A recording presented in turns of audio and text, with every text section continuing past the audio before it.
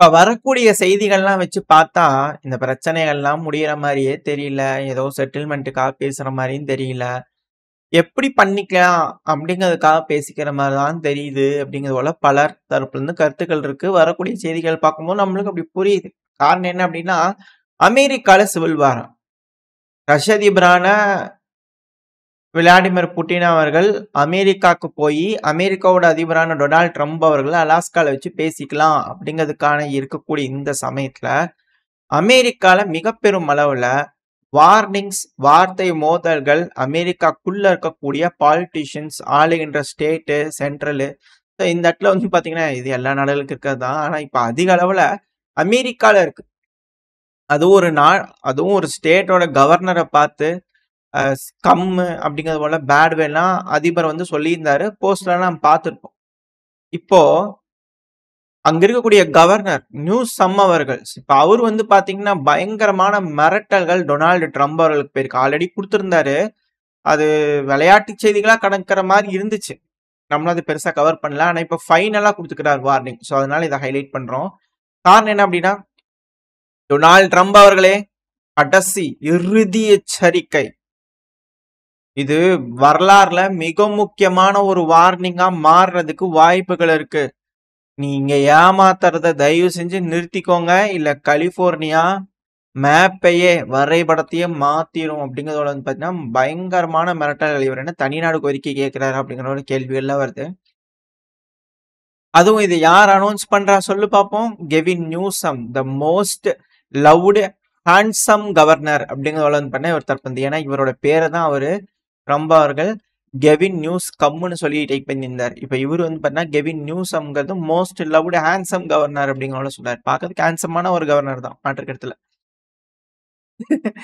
இவர் வந்து பாத்தீங்கன்னா இப்ப இங்க கலிபோர்னியால வந்து பாத்தீங்கன்னா பயங்கரமான மிரட்டல்கள். இப்ப இந்த இடத்துல வந்து பாத்தீங்கன்னா ஒரு போர் வரும். ட்ரம்ப் அவர்கள்லாம் நடக்கிறதுக்கு ஜெயிக்கிறதுக்கு முன்னாடி எலெக்ஷன் வர்றதுக்கு முன்னாடி நம்ம சொல்லிட்டு இருக்கிறோம். அமெரிக்கா தான் மைட்ட காட்டுறதுக்கு மெக்சிகோக்குள்ள இறங்குவாங்க. அமெரிக்கால சிவில் வாரா அப்படிங்கிறது போல ஆரம்பிச்சிச்சா அப்படிங்கிற போல கேள்விகள் இருக்கு. ஸோ ட்ரம்ப் அவர்கள் புட்டின் அவர்கள் என்ன பேசிக்க போறாங்க? மிடில் ஈஸ்ட் இந்த ஏரியாலாம் நீங்க தலையிடாதீங்க. யூரோப்பு இந்த பிரச்சனைலாம் நாங்க தலையிட மாட்டோம். ஆளுக்கு எங்க வேணுமோ அடிச்சு பார்த்துக்கலாம் அப்படிங்கிற முடிவுகள் ஏதாவது எடுப்பாங்களா? என்ன ஏதுங்க தெரியல. ஸோ எல்லாரும் ஆயத்தமாயிட்டு இருக்காங்க. ஒரு சைடு பாகிஸ்தான்லாம் அணு ஆயுதம் இருக்கு அப்படிங்கிற மிரட்டிட்டு இருக்கிறாங்க. யாருமே அதை கண்டுக்கிறதே இல்லை. அதெல்லாம் ஒரு டம்மி பீஸு இதுக்கு ஏதோ இருக்கட்டுமேனு பேசிட்டு தெரியுதுங்க அப்படிங்கிறது போல வந்து பார்த்தீங்கன்னா அந்த அளவுக்கு கூட அதுக்கு மரியாதை இல்லை. பட் இருந்தாலும் அமெரிக்காவோட பேஸ்ல போய் நின்று அங்க எல்லாம் பண்ணிட்டு அப்புறம் நம்மளுக்கு அணு ஆயுத தாக்குதல் பண்ணுவேன் அப்படிங்கிற மிரட்டல் விடுத்ததெல்லாம் தெரிஞ்ச ஒரு விஷயம் தான். அமெரிக்காவோட அழுத்தம் இந்தியாவுக்கு கொடுக்கணும் அப்படிங்கிறதுக்காக ஒன்று கீ கொடுக்குறாங்களா அப்படிங்கிற கேள்விகள் இருக்கு. அதெல்லாம் நம்ம சேட்டை பண்ற மாதிரி தெரியல. ஏன்னா வரக்கூடிய விஷயங்கள் அந்த மாதிரி இருக்கு. திரும்ப வந்து பாத்தீங்கன்னா ட்ரம்ப் அவர்கள் தரப்பிலிருந்து இந்த அமெரிக்கால பிரச்சனைகள் போயிட்டு இருக்கு. அடுத்தது அமெரிக்கானால பல நாடுகளுக்கு பிரச்சனை ஏற்படுத்துறதுக்காக இந்த டேரிஃப் அப்படிங்கிற வருது இல்லையா? இல்ல சைனாக்கு வந்து பாத்தீங்கன்னா அடுத்த 90 நாளைக்கு சஸ்பெண்ட் பண்றேன். டேரிஃப் போறதா சொல்லியிருந்தோம்ல, அதான் சஸ்பெண்ட் பண்றேன். மத்த இதெல்லாம் அப்படியே தான் இருக்கும். ஆனா இப்போதைக்கு நான் அதை சஸ்பெண்ட் பண்றேன். அடுத்த 90 நாளைக்கு எக்ஸ்டெண்ட் பண்றேன் சஸ்பென்ஷன் அப்படிங்கிற திரும்பி திரும்பி கையெழுத்து போறாரு. அது ஒரு டேரிஃப் போடுறேன், 300 வர்றேன், 400 வர்றேன்னு போட்டுட்டு அதுல சஸ்பெண்ட் 90 நாள். சஸ்பெண்ட் 90 நாள் அந்த டைம் வர வரைக்கும் பண்ணோம்னா, அப்படியே வந்து பாத்தீங்கன்னா அவர் அட்டென்ஷன் வந்து அவர் மேலேயே வச்சிருக்கணும் அப்படின்னு நினைக்கிறார் போல இருக்கு. இதுல என்னன்னா, thank you for your attention to this matter அப்படிங்கிறது போல இந்த வேர்டை எல்லா இடத்துலயும் வந்து பண்ண எல்லா போஸ்ட்லயும் போடுறாரு. இந்த கெவின் நியூசம் அவர்கள் மிரட்டினார் இல்லையா, அவரு வந்து பாத்தீங்கன்னா இதை அப்படியே காப்பி பண்ணி போட்டுக்கிறார். Thank you for your attention to this matter அப்படிங்கிறது போல. ஸோ இவர் வந்து பண்ணா இது எதுக்கு போடுறாரு, எதுக்கு ஸ்டாப் பண்ணாரு, போட்டது போட்டபடி இருக்கட்டுமே அப்படிங்கிறதுல இருக்கு. ஏன்னா இதை இப்ப பாஸ் பண்றதுக்கான காரணங்கள் இருக்கு. ஏன்னா சைனா இந்தியா நெருங்கி உறவாடிடுவாங்க போல தெரியுது. அடுத்த கட்ட வளர்ச்சியை நோக்கி போயிருமா உறவாடல் அப்படிங்கிறது போல அவங்களுக்கு அச்சம் வந்துச்சு போல தெரியுது. ஏன்னா டைரக்டான ஃபிளைட், சிவிலியன் ஃபிளைட் வந்து பார்த்தா நம்ம ஸ்டாப் பண்ணி வச்சிருந்தோம். கோவிட் டைம்ல ஸ்டாப் பண்ணுது. அதுக்கப்புறம் ரிசீவ்மே பண்ணல. சைனாவும் ஓவரா வாலாட்டுறாங்கன்னு சொல்றதுக்காக நம்ம ஒட்டு வேணாம் உறவு வேணாம் நிப்பாட்டி வச்சிருந்தோம். ஸோ இரு நாடுகளுக்குள்ளேயே அதுவும் அண்டை நாடுகளுக்குள்ளேயே டென்ஷன்ஸ் பில்டப் ஆகுதுன்னா ஆஹா லட்டு மாதிரி இருக்கே அப்படிங்கிறத அமெரிக்காவுக்கு இருக்கும். இப்போ இந்த இரு நாடுகளும் பேசி சுமூகமா தீர்த்துக்கிறாங்க. அது ஆகஸ்ட் மாசம் எஸ்சிஓ மீட்டிங்ல நம்ம மோடி அவர்கள் போறாரு, பிரைம் மினிஸ்டர் போறாரு. சுமூகமான உறவுகள் எட்டப்படும். அதுக்கு சமிகைகளா இப்ப வந்து பாத்தீங்கன்னா சிவிலியன் பிளைன்ஸை ரீஸ்டோர் பண்றோம், டைரக்ட் ஃபிளைட் சைனா இந்தியாவுக்கு இருக்கும் அப்படிங்கிறது போல செய்திகள்லாம் வரும்போது அமெரிக்காவுக்கு கொஞ்சம் கலக்கிடுச்சு போல தெரியுது. ஸோ அதனால சைனாக்கு ஸ்டாப் பண்ணிட்டாங்க. இப்போ அடுத்தது நம்மளுக்கு ஸ்டாப் பண்ணுவாங்களா அப்படின்ற கேள்வி இருக்கு. இதுக்கு நல்லா சிங்கப்பூர், ஹாங்காங் அது போல கனெக்டிங் ஃபிளைட் யூஸ் பண்ணி தான் போகணும். இப்போ டேரக்டாவே போய்க்கலாம் சீனாக்கு அப்படிங்கிற சொல்லப்பட்டு வருது.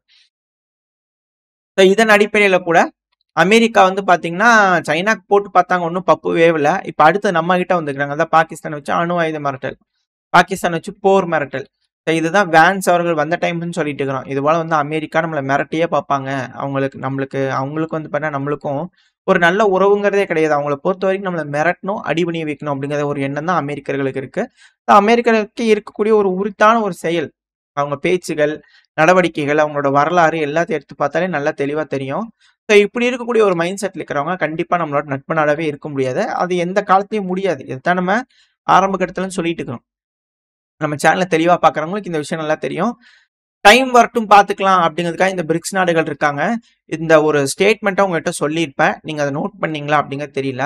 அதாவது இந்த பிரிக்ஸ் நாடுகள் எந்த ஒரு எஃபோர்ட்டும் போடுற மாதிரியே தெரியலையே அப்படிங்கிறது போல பலர் தரப்புலருந்தும் கருத்துக்கள் இருக்கலாம். ஆனா ஒரு படிக்கட்டுகளா எடுத்து வச்சுக்கிட்டு இருக்காங்க இந்த பிரிக்ஸ் நாடுகள். அதுவும் அந்த படிக்கட்டுகளை உருவாக்குறதே அவங்க தான். அவங்க செய்யக்கூடிய ஒரு செயல்களுக்கும் எதிர்வினை தான் இவங்க செய்யறாங்க. இவங்க செய்யற ஒரு வினைக்கும் அவங்க எதிர்வினை செய்யல, அதுதான் தப்பாகும். அவங்க செய்யக்கூடிய ஒரு வினைகளுக்கும் இவங்க எதிர்வினை செய்யறாங்க. ஸோ அதனால மிக பெரும் அளவுல இந்த பிரிக்ஸ் நாடுகள் ஒண்ணு கூடுவாங்க அப்படிங்கிறது போல நம்ம சொல்லியிருந்தோம்.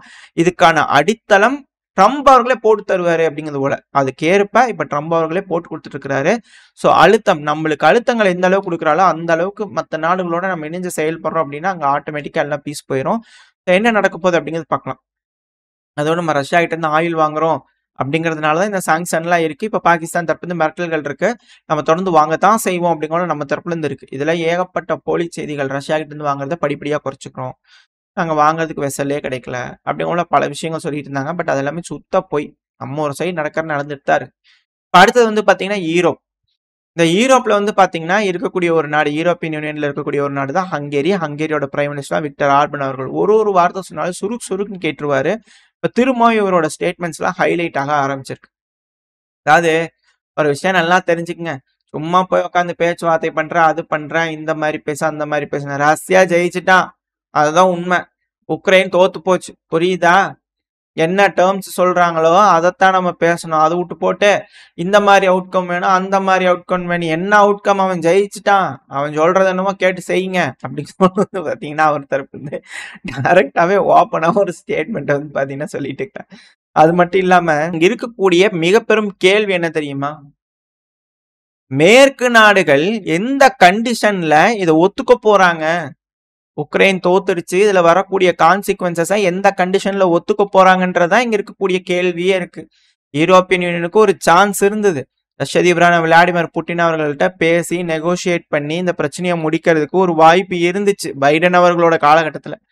அதெல்லாம் கிடையாது, ஒன்றும் கிடையாது. அதனால பேச்சுவார்த்தைக்கு போய் சுமூகமா பேசிக்கிட்டோம்னா நல்லது. அதாவது விக்டர் ஆர்பன் அவர்கள் நம்ம போய் ரஷ்யா கிட்ட பேசிக்கலாம் தனியா அப்படிங்கிற சொல்றாரு. பேசிக்கிட்டா நல்லது. நெகோசியேஷன் டேபிள்ல நீங்க இல்ல அப்படின்னா நீங்க தான் அடுத்த உணவு பாத்துக்கங்க அப்படிங்கிற ஆர்பன் அவர்கள் மிரட்டிக்கிறார். ஆக்சுவலா இந்த மிரட்டல்கள்லாம் ஜெலன்ஸ்கி அவர்கள் தரப்பிலிருந்து வரும். டின்னருக்கு நீங்க, பிரேக்ஃபாஸ்டுக்கு நீங்க, லஞ்சுக்கு நீங்க அப்படிங்கிற ஜெலன்ஸ்கி அவர்கள் சொல்லுவாரு. இந்த விஷயத்த ஆர்பன் அவர்கள் வந்து பாத்தீங்கன்னா டைரக்டா ஒரு வார்னிங் வந்து பாத்தீங்கன்னா மேற்கு கொடுத்துக்கிறாரு. மேற்கு நாடுகள் இது எந்த அளவுக்கு ஒத்துக்கு போறாங்க அப்படிங்கிறது பார்த்தலாம். ஆகஸ்ட் 15 நடக்கக்கூடிய பேச்சுவார்த்தைகளை சீர்குலைக்கப்படுமா, ஒத்துக்கப்படுமா? ஜெலன்ஸ்கி ஒத்துக்குவாரா? இல்ல மேற்கு நாடுகள் மட்டும் உக்ரைனுக்கு உதவுவாங்களா? இல்ல அமெரிக்கா உக்ரைனுக்கு உதவுமா? இல்ல என்ன செய்ய போறாங்கன்னு ஏகப்பட்ட கேள்விகள் இருந்தாலும் எல்லா நாடுகளும் ரெடி பொசிஷன்ல தான் இருக்காங்க. எப்படி பாகிஸ்தான் நம்ம மிரட்டி ரெடியாகிறாங்க, அணுவாயுதம் இருக்குன்னு சொல்லிட்டு. அதே போலதான் பல நாடுகளும் ரெடியா இருக்காங்க. Global conflict world war 3 at our door ஸ்டெப்பா மாறிடுமா? இல்ல இந்த பேச்சுவார்த்தை சுமூகமான முடிவுகள் எட்டப்படுமா? என்ன நடக்க போனது வெயிட் பண்ணி பார்த்தலாம். ஓரளவுக்கான தகவல்கள் இந்த பையில பார்த்துருப்போம்னு நினைக்கிறேன். இதோட இந்த பையன் நான் முடிச்சுக்கலாம். இந்த பதிவு எப்படி உங்களுக்கு பிடிச்சிருக்கா? பிடிச்சுனா லைக் பண்ணிட்டு உங்க ஃப்ரெண்ட்ஸ் நம்மளுடைய ஷேர் பண்ணிக்கோங்க. அது கூட மறக்காம இந்த பதிவு பத்தி உங்களோட கருத்துக்களை கமெண்ட் செக்ஷன் சொல்லுங்க. இந்த பதிவு நல்லா இருக்கும் நம்பிக்கை. அடுத்த போய் உங்களை சந்திக்க. Very stay safe. பை.